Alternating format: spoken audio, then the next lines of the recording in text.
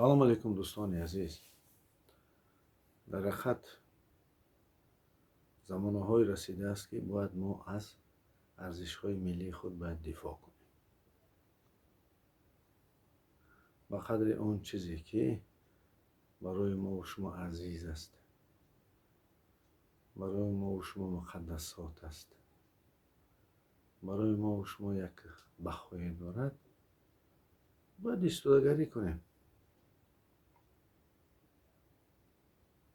рӯзҳои охир дар расонаҳои хабарии интернетӣ мо бисёр гапу хабарҳое мешунавем ки як муборизаи иттилоотӣ бар зидди идеологияи миллии мо рафта истодааст.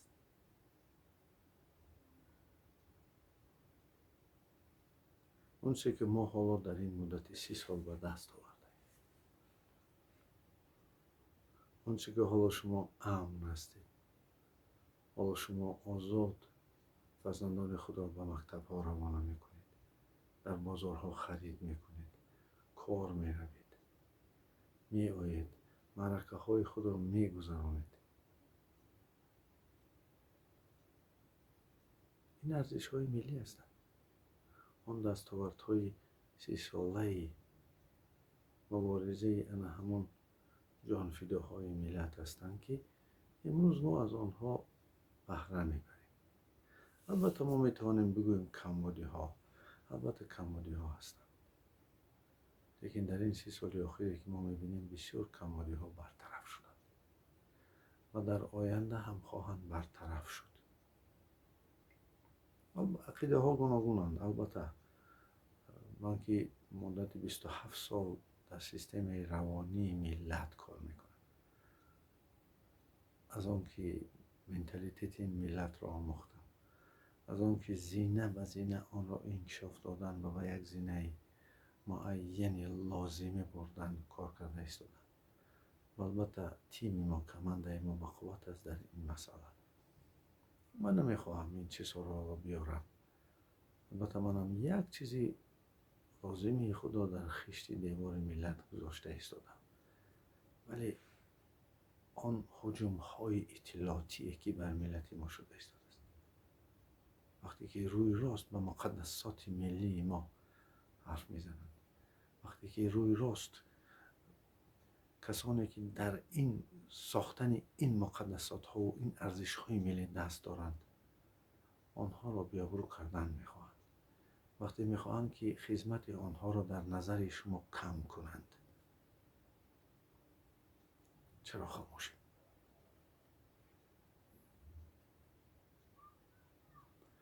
албатта ман дар масъалаҳои он ки чӣ рақобатҳое ҳаст дар сиёсати динӣ, чӣ рақобатҳое ҳаст дар сиёсати иҷтимоӣ ва дигар самтҳои гуногун, вале мо дар соҳаи илм ҳастем. ҳоло метавонем озодона илмро интишор кунем, ба миллати худ пешниҳод кунем, онро ба миллат дастовардем, яъне ки миллат кунем. мо дар олами он ҷаҳоне ки имрӯза тамаддуни ҷаҳонӣ аст, як дасте дошта бошем. албатта ман ин чизҳоро ба он касоне ҳавола мекунам ки масъулияти онҳо аст. чаро он шахсоне ки масъул ба дин ҳастанд хомӯшанд? чаро он касоне ки имрӯз бояд оиди дин, оиди мазҳаби мо, он ду мазҳабе ки дар Тоҷикистон ҷоиз аст, гап намезананд? чаро хомӯширо пешаи худ карданд? чаро ҳар як касе ки надонам аз ким куҷои кунҷи дунё ҳаст ва чӣ ақидаҳо дорад ва чӣ тавр он ояҳои Қуръонро ки чанд мазмуна ҳастанд онҳоро шарҳ медиҳад ва ба мардум пешниҳод мекунад, чаро ҷавоби ҳаниқӣ нест? чаро дар ин самт масъулини дин кор намебаранд? албатта ман шахсан мешиносам мутасаддиёни соҳаи динро, муфтиётро, میدانم که آنها در این مسئله بسیار مسئولیتی را حس میکنند، ولی البته این فهمش، این درک، این اندیشه ها را باید در شبکه ها جا داد.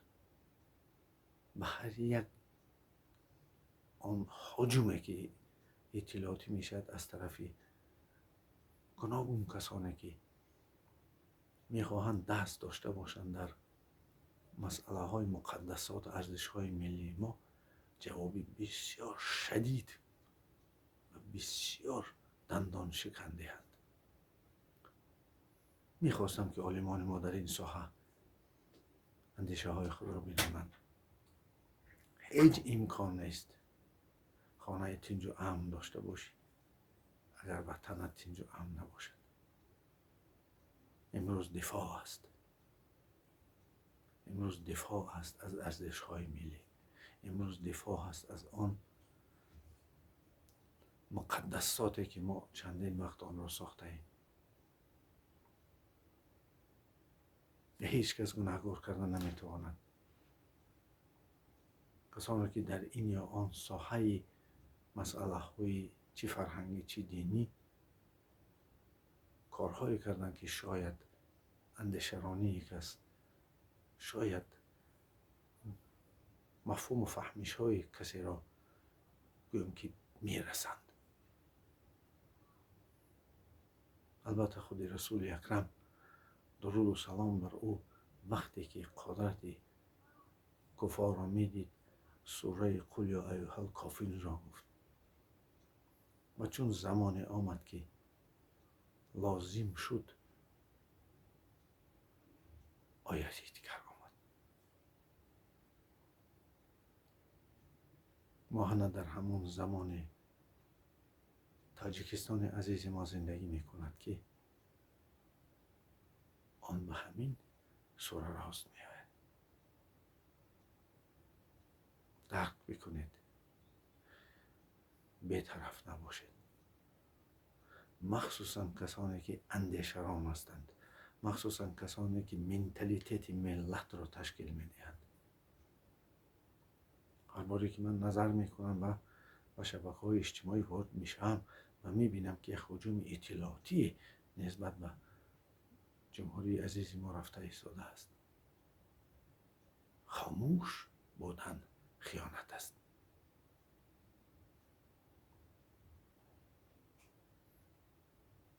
ببینید حتی اپوزیسیون تاجیک که در اروپا زندگی میکند، آن دفاع پیشوای ملت محترم امام رحمان را نسبت تاجیکان جهان از آن جمله تاجیکان افغانستان دستگیری کرد.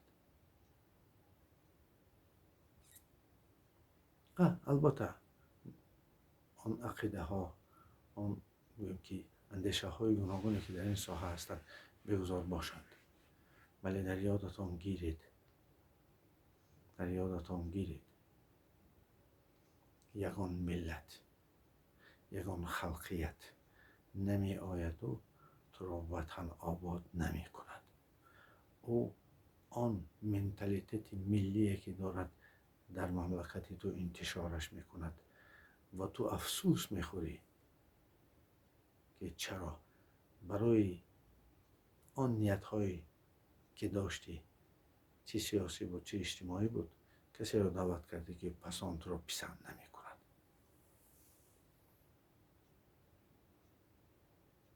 هر چی که هست از ماست که بر ماست.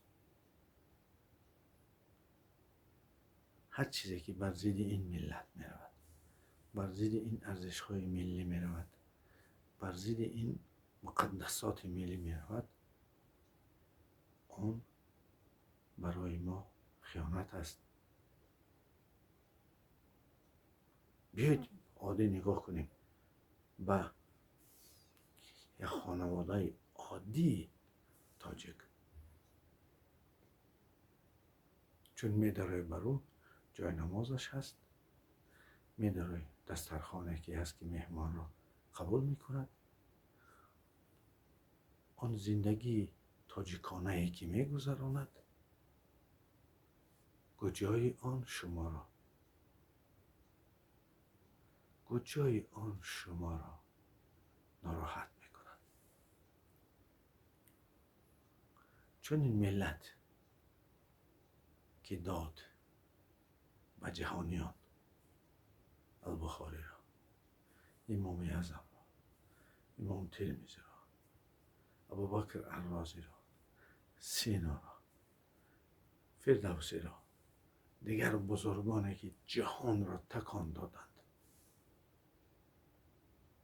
چون این میلت مقدس است، هیچ امکان نیست چون ملت را سرنگون ساخت.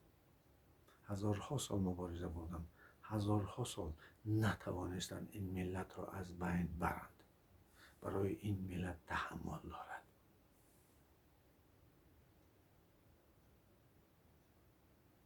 اندیشه کنید. این ملت انتخاب شعور کیهان است. این ملت در زیر مد نظر پروردگار است. امروز این ملت را خداوند پیشوای داده است. حالا شما شاید گویید که این مسئله آن مسئله را شاید نادرست میکنند، ولی بدانید سیاست علم است. برای زنده داشتن این ملت و پارچه امید تاجیکستان جهانیان، پیشوای ملت کارهایی را میکند که نه سیخ سوزد، نه کباب، نه فرهنگ ملی ویران شود، نه و سیاست جهانی. من شخصا وقتای آخر که چون نظر میکنم، تصور کنید یک تاجیکستانی کوچک را، ابر قدرت هایی که در اطراف او هستند، 100 آفرین و پیشوای ملت محترم امام علی رحمان و امروز روز دارند. خداوند 100 سال دیگر شما را نگهبان باشد. آنچه که شما کردید در 1000 سال آخر، یگان شاه، یگان راهبر نتوانست کرد برای ملت. البته تاجیکان دیگری هستند که در مملکتی به ما دوست ازبکستان و مملکتی هم فرهنگ افغانستان هستند. این سیاست را چنان نازک برده ایستاده است که وحدت تاجیکان جهان زیان و ضرر و خطر به دیگر ملت ها نآرد. چون که ملت تاجیک اندیشران و تفکر انتلکتوال است. چیزی به جهانیان میتید که بجز علم و فرهنگ و پیشرفت نیست. شما از این ملت نبینید کسی که شما را غصب کند، کسی که شما را گوین که پس زند، کسی که شما را دیگر نقطه و نظرهای ناانسانی را پیشنهاد کند. این ملت سازنده دیوار بشریت است. این ملت سبب شد که مردم دیگری آسیایی میانه صاحب اندیشه های والا شود. و ما البته همسایگی را، البته مناسبت های درست را رعایت خواهیم کرد. نقطه نظر خود را ای دوستانی عزیز، ای کسانی که اندیشران هستید، این کسانی که امروز به چیزی وکالت دارید، به چیزی مسئولیت دارید، بگویید، تنها نگذارید کسانی را که دفاع دارند از ملت و از حد نگذرانیم آنکه در مناسبت ما میفهمیم. بهترین وریانت های آن را ما مییابیم و پیشنهاد میکنیم. انتظار آن نشوید که چون اجنبی بیاید و وطن شما را دیگرگون کند. چون بیاید اجنبی اول سلام علیک باشد، ولی ثانی تر آن منتالیتت، آن فرهنگ خود را در اینجا پهن کند و نتوانستند در طول تاریخ و نخواهند توانست. باز فرزندان ملت هستند، فرزندان برومند هستند، فرزندانی که در حقیقت درک میکنند آن چیزی را که در ارثیت آنهاست.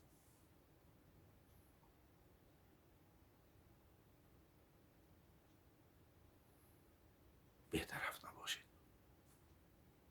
امروز روز دفاع از ملت است و امروز شعور کیهان پیشوای ملت را راهبر ما کرده است.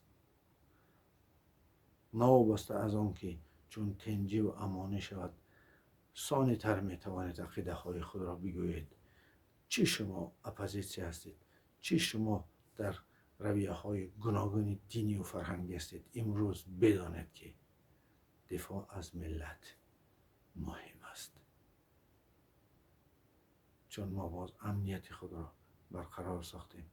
هر چی که میکنید بکنید، آن وقت بازی های سیاسی سر می شود. ولی امروز روزی است دفاع از ملت و امروز روز مولود پیشوای تاجکان جهان است. من کم دیدم و شما هم شاید شاهد باشید که کسانی در رهبریت باشند و دفاع کنند از کسانی که از برون مرز آنها هستند. این دفاع از فرهنگ است، نه تنها فرهنگ تاجیکی بلکه فرهنگ جهانی، فرهنگی که جهان را ستون ساخته است. شما اولاد آنها هستید، در گین شما این چیز هست و شما ویروس بیگانه ها را در خود راه ندهید و این برآمد ما انتی ویروسی، نه ویروس انهم ایدئولوژی بیگانه است. مبارک باشد زاد روز پیشوای ملت، پیشوای تاجکان جهان.